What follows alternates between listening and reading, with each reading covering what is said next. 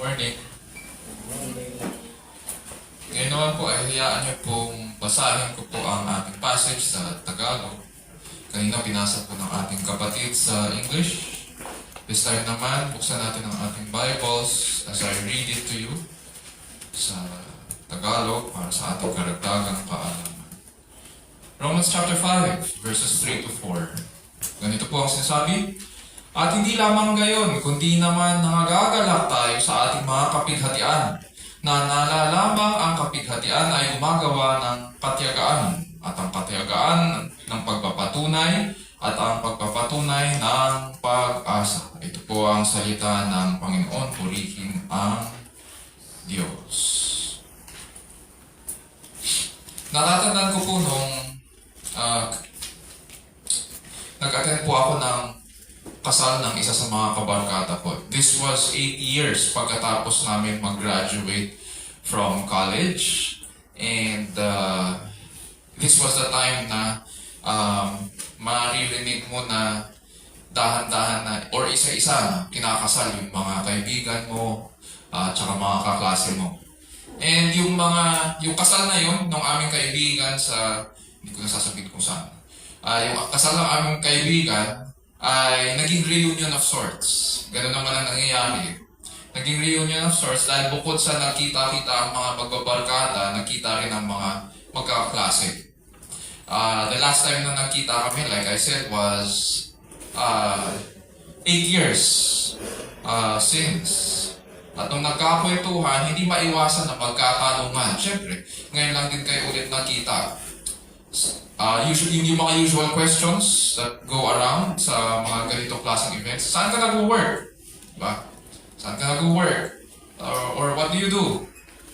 Doon ka pa rin ba nakatira? Malapit sa school? Or doon ka pa rin ba sa last address mo nung pumunta tayo sa inyo? Or merong mga nagtatanong, mga nakikibalita, sino sa atin ang nag-asawa na? Kasi yun na yung time na nag-dahan-dahan or isa-isa sila nag-aasawa eh. Sino sa atin ang may asawa na? Siya ba yung pinakilala sa atin doon? Hindi ba? Yung mga ganyang klaseng mga tanong, hindi ba yan yung pinakilala sa atin? Hindi. Yung mga nag-uusap-usap. Sino ang pamilyado na sa atin? O sinong may anak na? Ilan na yung anak? Gaano kalaki yung kanyang pamilya? And these are some of the questions na tinatanong pag nag-update sa mga social events. At dahil reunion nga, hindi maiiwasan na magbidahan. Hindi maiiwasan yun. O saan ka nagtatrabaho? Anong posisyon mo? Mga ganyan. Tapos syempre, willingly, magbibidahan yan. Hindi maiiwasan yung konting yabangan o pagmamalaki ng ilan. Sinubukan kong i-google itong tanong na ito. What do people boast about? It's interesting dahil ito po yung lumabas. People generally boast to seek validation, build social status, or mask personal insecurities. While the topics can vary widely based on an individual's age, culture, and lifestyle, the most common areas of self-promotion typically fall into a few categories. May binigay siyang ilang mga categories. Nandyan yung pinag-uusapan ang promotion sa trabaho, diba? At sa mga Pilipino, hindi mawawala ang usaping sweldo. Whereas sa ibang mga culture, sa ibang bansa, especially Westerners, ayaw nila na pinag-uusapan magkano ang sweldo. Pero it seems sa Filipino employees, okay lang yon. Habang ang iba ay pinag-uusapan naman bagong bili na bahay o bagong bili na sasakyan, whether kotse ba yan o motor. Mayroong iba na gustong-gusto na pinapakita ang kanilang travel photos. Diba? Ang iba naman, pinagmamalaki ang naabot ng kanilang mga anak. At nagpapagawa pa ng tarpaulin streamers para ipakita sa lahat ang pag-congratulate nila sa kanilang anak. Ewan lang kung gusto nung anak nila na pinapakita o nakapaskil yung mukha nila doon sa pader ng kanilang bahay o doon sa kanilang gate. Magkalaki-laki, mas malaki pa doon sa mukha ni Rizal sa Luneta. Sa kabuuan, pinagmamalaki natin ang ating mga naabot at pinaghirapan. That's what we're all trying to say whenever we boast or pag may pinagmamalaki tayo. And it's all about painting ourselves as accomplished men and women. Kapag pinag-uusapan ang ating katubusan at kapalaran sa walang hanggan, we immediately realize na walang sinabi itong mga bagay na na-accomplish natin dito sa lupa. Again, uulitin ko yung sinabi ko. Kapag pinag-uusapan natin ang ating katubusan at ang ating kapalaran sa walang hanggan, walang sinabi ang ating mga accomplishments dito sa lupa. O yung mga bagay na nakamtan natin sa pamamagitan ng ating mga kamay. The Apostle Paul has made it clear na maging ang kautusan ay hindi natin maaaring asahan para sa ating ikaliligtas. And that's what we studied sa Romans chapters 3 and 4. And because hindi natin maaasahan ng kautusan, consequently, hindi rin natin pwedeng ipagmalaki ang gawa natin, ang pagsunod natin sa kautusan. Hindi tayo maaari magmapuri sa ating mga gawa na para bang may ambag tayo sa ating pagpapawalang sala. Sa kabilang banda naman, tinuturo ng Scripture na maaari tayong magpuri sa Diyos at ipagmalaki ang kanyang dakilang gawa sa pamamagitan ni Jesus. Sabi nga ni Pablo sa Romans 5:11, we also exalt in God through our Lord Jesus Christ, through whom we have now received the reconciliation. Pero sa ating pag-aaral sa umagang ito, it is interesting dahil may sinabi si Apostol Pablo doon sa ating binasa kanina na hindi karaniwang ginagawa. Unless we focus on the Scriptures, hindi natin ito agad mapapansin. Sabi niya sa verse 3, we also exalt in our tribulations. Nagdidiwang ang Kristiyano, hindi dahil sa kanyang accomplishments. Rather, nagsasaya tayo, pinagmamalaki natin ang ating kapighatian. We don't usually do that. Kakaiba, di ba? Hindi natin sasabihin sa pag nag-attend ka ng reunion, kumusta ka na? Ito, dumadaan ako sa pagsubok, pero praise the Lord. We don't usually do that. Pag bigla mo na lang sinambit yun, sasabihin sa'yo, ato, sinto-sinto. Diba? Mapaliw ka na. We don't usually do that. Pero dito, sinabi ni Pablo, we exalt in our tribulations. At ito ang ating titignan sa umagang ito. So brothers, sisters, and friends, sa pag-aaral po natin ng salita ng Diyos, panalangin ko po na makita po natin na ang umaapaw na biyaya ng Diyos para sa ating pagpapawalang sala. At nawa maging pagpapala ang ating pag-aaral sa umagang ito. Especially sa ating na may pinagdadaanan sa buhay at sa pananampalataya para makatugon po tayo ng maayos sa pagsamba sa harapan ng Diyos habang nabubuhay sa ilalim ng kapangyarihan ng Diyos at para po sa kalwalhatian ng ating dakilang Diyos. In our passage today, because it belongs to a long section on the blessings of justification, we need to ask the same question we asked last week. How can I be sure that justification by faith will be beneficial for me, especially on the day of judgment? How can I be sure? So assurance ang pinag-uusapan natin dito. How can I be sure that justification by faith will be beneficial for me, especially on the day of judgment? At last week, napag-aralan po natin na ang unang tatlong benefits ng justification o pagpapawalang sala ay number 1, sa verse 1, we have peace with God through our Lord Jesus Christ. Number 2, verse 2a, we stand in God's grace, and no one is able to take that away from us. Number 3, verse 2b, we rejoice in hope of God's glory. Sa umagang ito, pag-aaral naman po natin ang pang-apat na blessing o bunga ng justification. At in the next Sundays, or for the whole month of July, ito yung pag-aaralan natin. Pwede natin sabihin, other theologians have called this the fruit of justification or the blessings of justification. Pwede rin natin sabihin na ito ba yung mga proof of justification? Pwede rin. Or effects of justification. sa buhay ng mananampalataya. So ganito po ang sinasabi sa verses 3 to 4. And not only this, but we also exult in our tribulations, knowing that tribulation brings about perseverance, and perseverance proven character, and proven character hope. Brief background lang po ng book at saka ng ating passage. Ayon kay Apostol Pablo, ang plano daw ng Diyos ay umapaw ang mga bunga ng pagpapawalang sala sa buhay ng mga pinawalang sala. Hindi sa ang pagpapawalang sala po kasi ay nangyari in the past, noong namatay ang Panginoong Jesus, nung ibinigay ang kanyang buhay para sa atin. That's when justification took place. Pero that was in the past. Paano naman sa atin ngayon? Or paano, especially doon sa readers nila Apostol Pablo, paano na? How do we know? Ano yung assurance that we are justified? And how do we know that this is good and sufficient and perfect for all of us until the day of judgment? So, yun yung issue dito. Sapagkat mayroong iilan sa mga Jewish Christians na readers ni Apostol Pablo in Rome na naniniwala na hindi raw sila hahatulan ng Diyos. Pinag-aralan din natin yon. Even though they commit the same sins which they condemn on others, paniwala nila na porket Hudyo sila, na porket tinuli sila, o porket sa kanila ibinigay ang kautusan, hindi daw sila dadaan sa araw ng paghuhukom. Hindi daw sila i-hold accountable ng Diyos. And having corrected them, Paul now assures the Christians in Rome that justification is beneficial, especially on the day of judgment. And these are the benefits that we experience in this life hanggang sa araw na yun. So pagkatapos natin pag-aralan yung first three benefits, Paul now begins this section with, sabi niya dyan, not only this.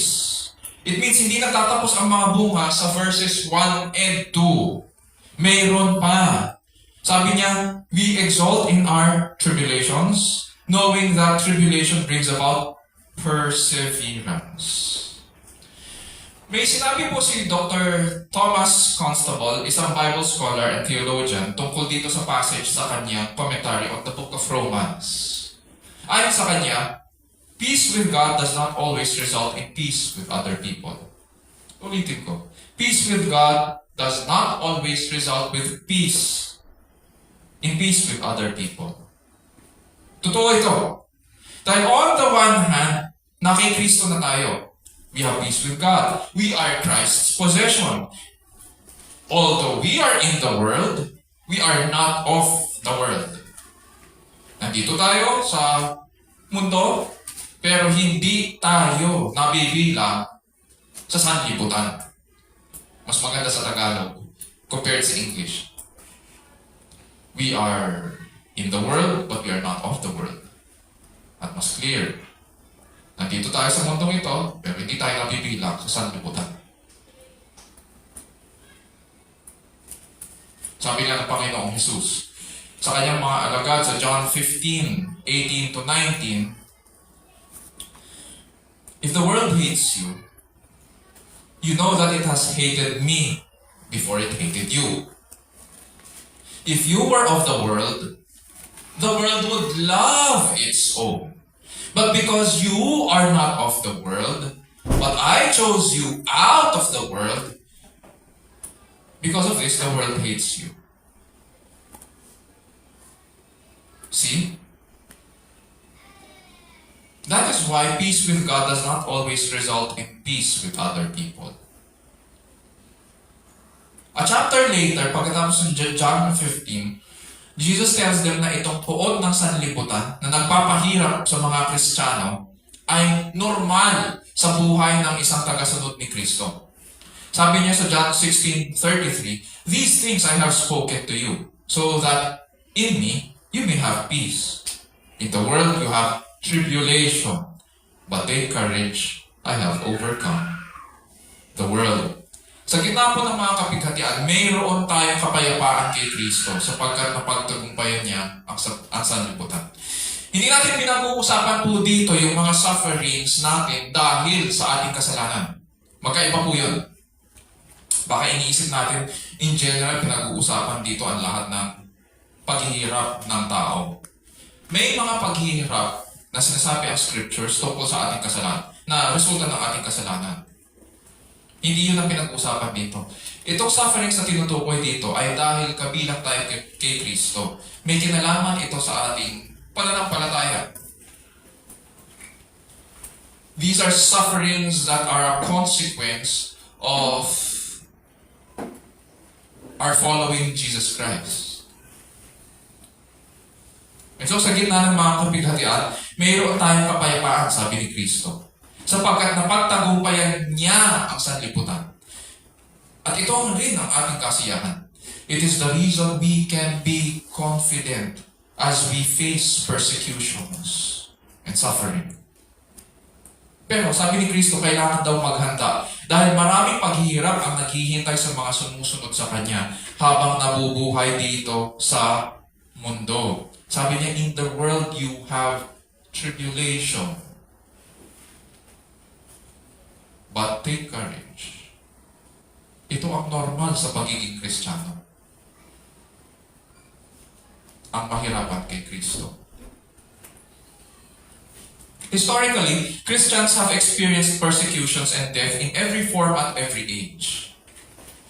Dahil sa presence ng kasalanan sa sanlibutan, Christians have had to face from culture or hostilities from culture and human government. Pakinggan lang natin to. At hindi ko alam kung narinig na natin or meron tayong mga nabasa tungkol sa mga saints of old. Meron sa kanila ng mga kinakaladkad sa daan. Dahil kay Kristo, meron sa kanila na kinukulong dahil nagsabi ng totoo, tulad ni John the Baptist. Merong binabato ng buhay, tulad ni Esteban. Ang iba naman, nililibak, hinahagupit, pagkatapos pahirapan. Merong iba na nilagari sa dalawa, pinakain sa mga mababangis na hayop, tulad ng mga church fathers na si Polycarp at si Ignatius. Merong tinutuhog at merong pinapako na pabaliktad, katulad ni Apostol Pedro.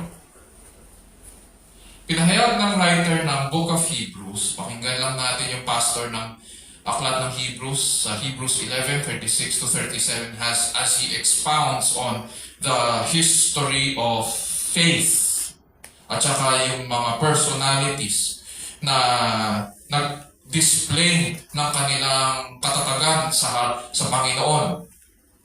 At ang naging consequence nito dahil sa kanilang pamumuhay sa mundo. Pakinggan natin ang sinabi ng pastor ng Hebrews. And others experienced mockings and scourgings. Yes, also chains and imprisonment. They were stoned. They were sawn in two. They were tempted. They were put to death with a sword. They went about in sheepskins, in goatskins, being destitute, afflicted, ill-treated, men of whom the world was not worthy, wandering in deserts and mountains and caves and holes in the ground. Hanggang ngayon, patuloy na nararanas ng mga Kristiyano ang mga pag-uusig mula sa sanlibutan. At patuloy na tinitiis ng buong katawan ni Kristo itong pagpapahirap mula sa mundo. Ayon sa mga scholars, itong salitang tribulation na ginamit ni Apostol Pablo dito sa chapter 5 ay nanggaling sa salitang Latin na tribulum. Ang tribulum ay isang mabigat na, imagine parang mabigat siya na kahoy, wooden board siya. Tapos doon sa ilalim na may mga spikes at saka mga matutulis na bato o flint. At hinihila ito ng mga baka sa mga inani na trigo para mahiwalay ang butil sa ipa. Hindi ko alam kung ginagamit nila ito ngayon sa mga palayan. Pero yun yung ibig sabihin ng tribulum. Yun yung malaking kahoy yun, mahabang kahoy at malapad na may mga spikes sa ilalim. At hinihila yun ng mga baka para dumaan yun doon sa mga inani. Para mahiwalay ang ipa. sa trigo. Hence, ang purpose ngayon, anong purpose ng tribulation sa buhay natin? Ang purpose ng paghihirap at bighati dito sa mundong ito ay para paghiwalayin o patunayan ang mga na kay Kristo sa mga sanlibutan. Uulitin ko, ang purpose ng trials or tribulations ay para paghiwalayin at patunayan kung sino ang na kay Kristo at kung sino ang hindi. It is a process na ayon kay Apostol Pablo in which God uses tribulations to bring about perseverance, and perseverance, proven character, and proven character, hope. Isa-isahin natin itong sinabi niyang proseso na ito. Number one, sabi niya, it brings about perseverance. Ang salitang perseverance dito ay maaaring ring tawaging steadfast endurance, sapagkat pinatitibay nito ang mga pinawalang sala kay Kristo. Hindi sila bumibigay sa mga pressures ng pagsubok sa pananampalataya, bagkus tulad ni Kristo na dumaan at binuhat ang kanyang krus at na natiling tapat sa Ama hanggang sa kamatayan. Ganon din tayo. Natututo tayong magbuhat. Natututo tayong magtiis. Natututo tayong maghintay sa ating Panginoon. At tumitibay tayo. At patuloy na nananatili kay Kristo. Kanina kinanta natin, He will hold me fast. Ilang verses ng response yung He will hold me fast. It is because this is the way that God holds us fast sa pamamagitan ng tribulations. So that we would persevere to the very last.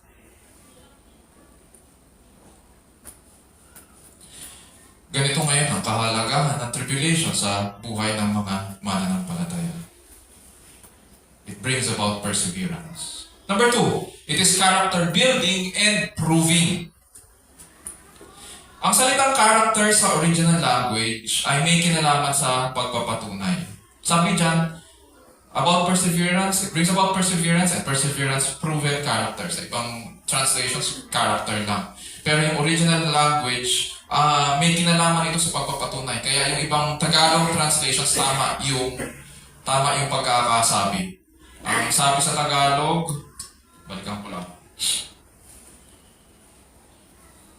Gumagawa ng katyagaan at ang katyagaan ng pagpapatunay. So, yun yung term na ginamit. Tama yung translation na yun. May kinalaman sa pagpapatunay. Ano kailangang patunayan? This character building will prove na tayo ay na kay Kristo, na tayo ay tunay na pinawalang sala. Pagkatapos tiisin ang mga tribulation, doon daw napapatunayan ang ating pananampalataya at paninindigan. Doon lumalabas yung character ng mga pinawalang sala.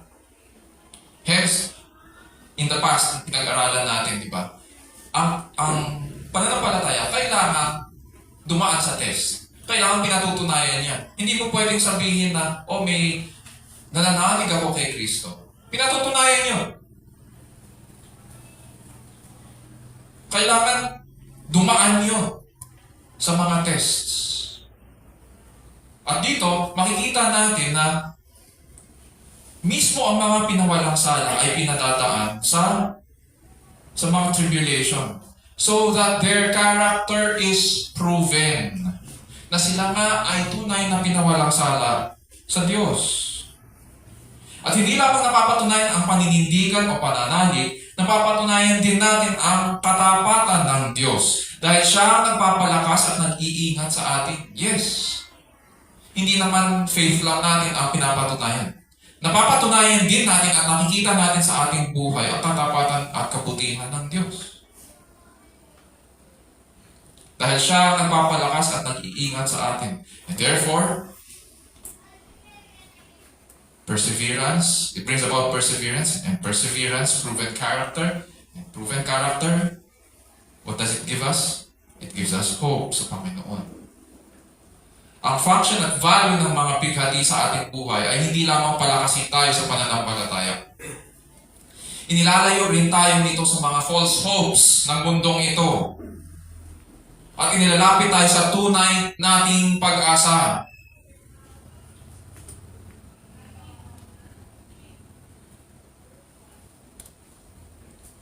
We do not hope in our government. Unang-una.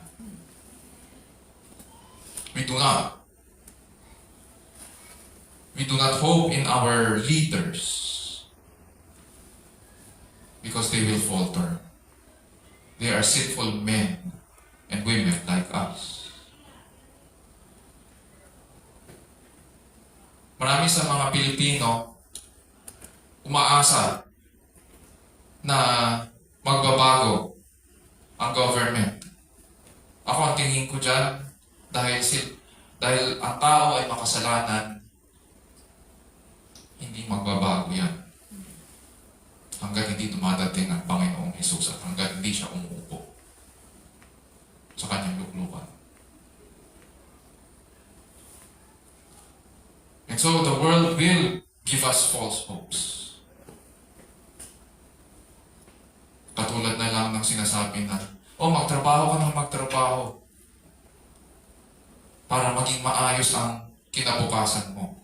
In one sense, may truth doon sa sinasabi na yon. Tama naman, may wisdom na kailangan mong maghanda.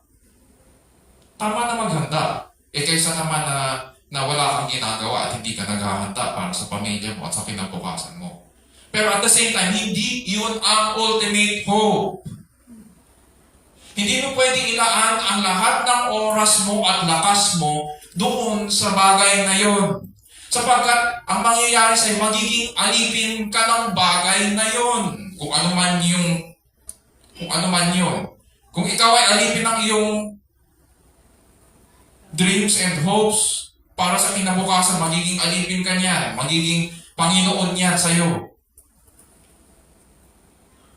Kung ikaw ay may dream na magkaroon ng malamansyon na bahay, magiging alipin ka niyan.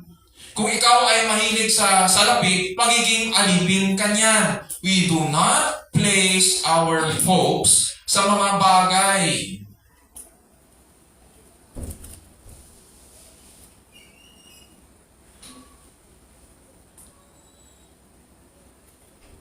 We place our hopes in the one who saved us, in the one who promises us a new day, a future without sin and death.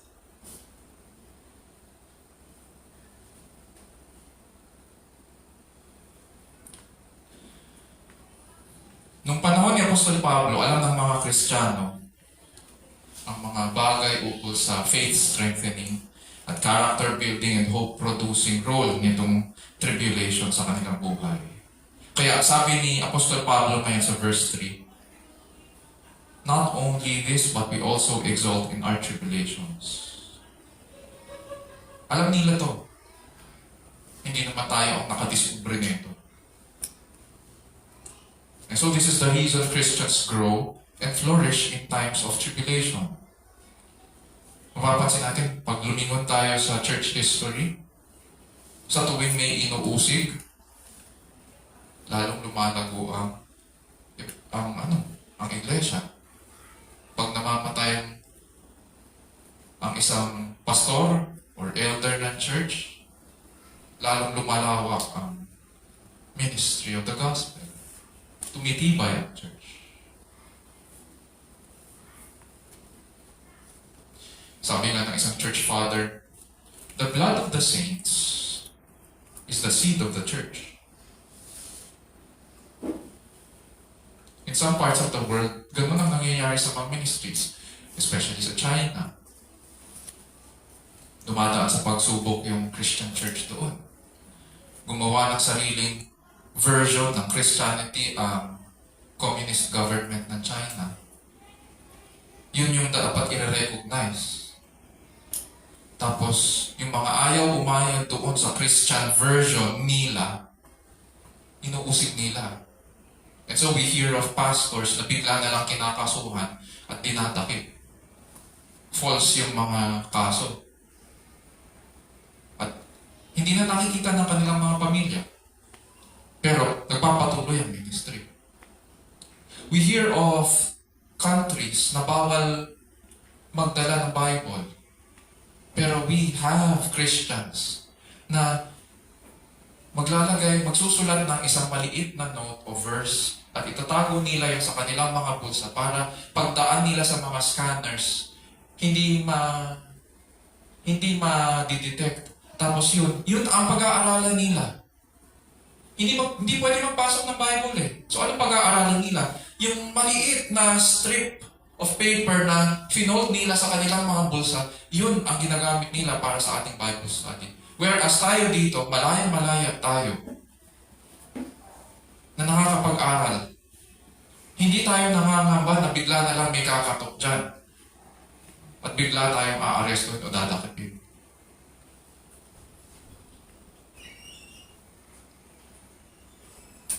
Malaya tayo. And ministries in those countries are growing. Hindi ko rin sinasabi na hanapin natin yun. Baka naman bigla na lang meron sa atin, ay mag-a-abroad po ako. Pupunta po ako ng Saudi Arabia at doon magdadala ako ng Bible, hinahamon mo si kamatayan. Hindi yun ang sinabi ko na hamunin mo. Sinasabi ko, makita natin kung paano ang pagkilos ng Panginoon in tribulations. Sa atin, maaaring iba ang tribulation. Sa kanila iba, sa atin iba naman din. Pero nagpapasalamat tayo sa Panginoon dahil malaya tayong nakakapag-aral. Malaya tayong nakakapagpahayag sa ating mga pamilya. Hindi ko alam kung nabalitaan niyo a few years ago, or rather, 10 years na siguro rin, or more ang lumipas, na may isang Filipino pastor na kinulong sa Middle East dahil nagbigay lang siya ng drugs. Kilala namin yung pastor, family friend siya. At pinag-pray namin siya ng umabot din yata ng 1 taon, I think, ang pag-pray para sa kanya. Kinasuhan siya dahil lang nagbigay ng drugs sa isang Egyptian. Pero nakalaya na siya. Maayos na ang kanilang pamilya, pero traumatized sila doon sa mga pangyayari. When we look at God's Word, this is what we will see. I-survey lang natin sandali ang Old Testament at saka New Testament. Tingnan natin, ano ang mga tribulation, paghihirap na naranasan ng mga saints of old. Sa Habakkuk 3:17-19, alam ni Prophet Habakkuk na malapit na dumating ang kahatulan sa Juda. Hinihintay na lang niya ang pagsalakay ng mga Babylonians dahil pinahayag ng Panginoon sa kanya na hahatulan niya ang Juda. By this time, wala na po ang Northern Kingdom of Samaria or in Israel. Juda na lang ang natitira, yung Southern Kingdom. Kasi si Israel, tinangay na ng Assyria. Ngayon, sasalakayin na ng Babylonians ang Juda. At mabigat kay Habakkuk ang paglipol ng kanyang bayan. Ganun pa man, anong naging panalangin niya? Nanlumo ba siya? Sinabi ba niya sa Panginoon, nagtatampo ako sa iyo? Na ganito ang gagawin mo? Pakinggan natin ang kanyang sinabi sa Habakkuk 3:17-18. Though the fig tree should not blossom and there be no fruit on the vines, though the yield of the olive should fail and the fields produce no food, though the flock should be cut off from the fold and there be no cattle in the stalls, magutom man kami dito at matuyo man ang aming mga lupain at hindi na mamunga pa ang mga ito. Ano daw ang resolution niya? Ang resolution niya ay ito: Yet I will exalt in the Lord. I will rejoice in the God of my salvation.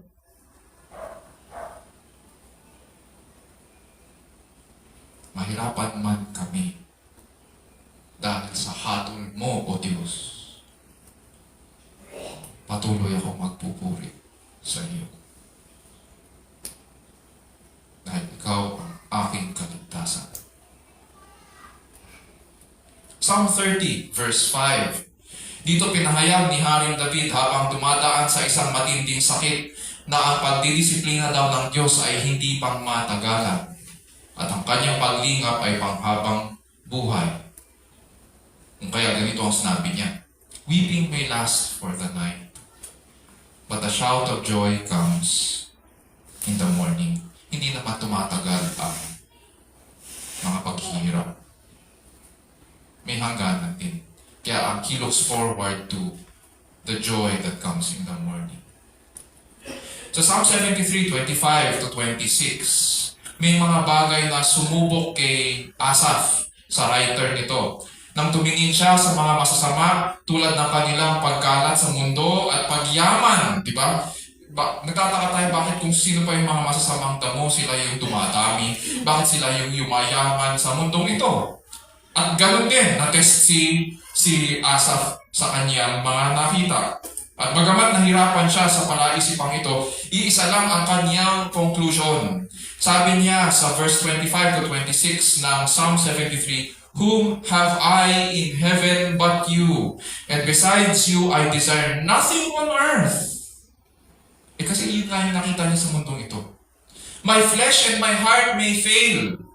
But, sabi niya, ito ang good news. God is the strength of my heart and my portion forever.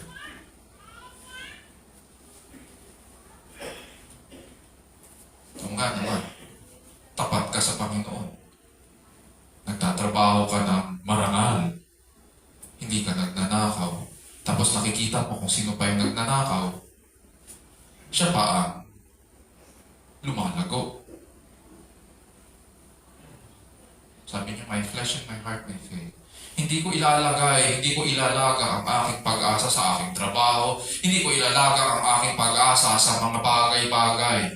At mamatay man ako, o abutin man ako ng kamatayan dito sa ginagawa ko, sa harapan ng Panginoon. Sabi niya, isa lang, God is the strength of my heart and my portion forever. New Testament. Punta tayo kay James, yung pastor ng Jerusalem Church at kapatid ng ating Panginoong Jesus. Sabi niya, ito yung kanyang opening remarks sa kanyang mga readers na kinalat all throughout the empire, Roman Empire. Sabi niya, consider it all joy, my brethren, when you encounter various trials, knowing that the testing of your faith produces endurance. Consider it all joy when you encounter various trials. Why? Because the testing of your faith produces endurance.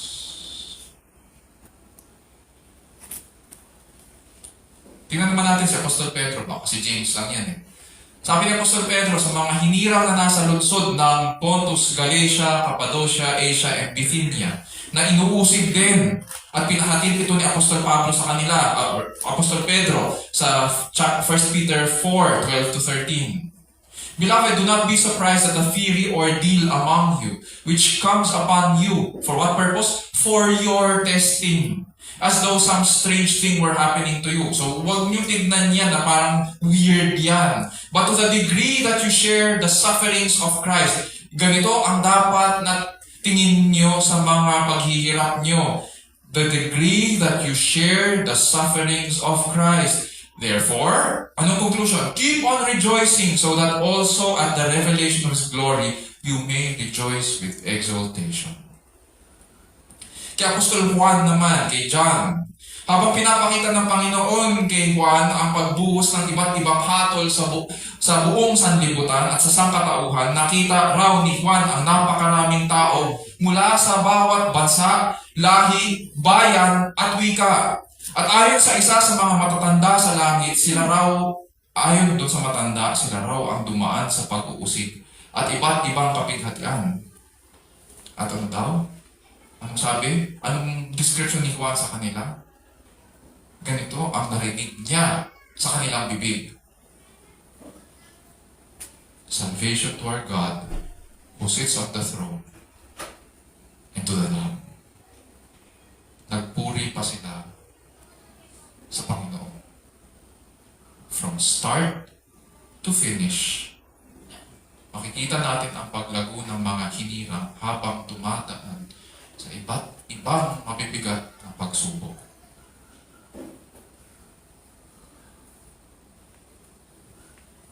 This is a promise, mga kapatid, sa Panginoon. Ang mga pinawalang sala kay Kristo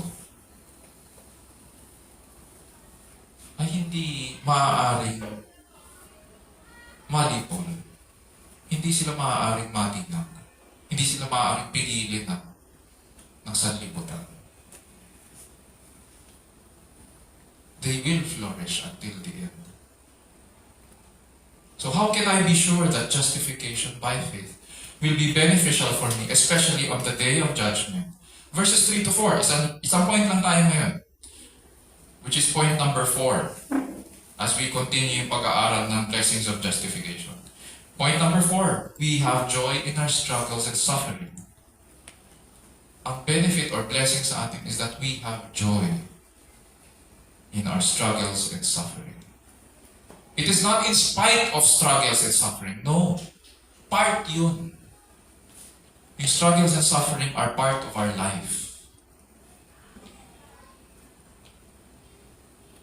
Natatamo natin ang mga pagpapalang ito sapagkat si Kristo ang binigay para sa ating mga kasalanan at muling binuhay para sa ating pagpapawalang sala. In God's plan, He is recreating a new humanity. At ginagamit niya ang mga pagsubok at pag-uusig para baguhin tayo sa larawan ng kanyang anak na si Jesucristo. Yes, all of us, all of mankind is created in God's image and likeness. Pagpapasa natin yun, that's true. Pero nagkasala ang tao. And so God is recreating a new man. Kaya nga bumaba ang Panginoong Jesus. And in this new man, He is creating His people. Mga kapatid sa Panginoon, this is the reason we rejoice and we boast in our trials and tribulations. Pinalalakas niya tayo sa pamamagitan ng mga pighati at inilalapit sa ating tunay na pag-asa. Mahirap man po ang buhay dito sa lupa. God's Word assures us that this joy in struggles and suffering is ours as a possession. This joy is ours. These are the abounding benefits of justification that God has bestowed upon you. Isa puso natin ang mga bagay na ito at lumapit tayo ng may umaapaw ng papuri at pasasalamat sa ating tapat at dakilang Panginoon. Tayo na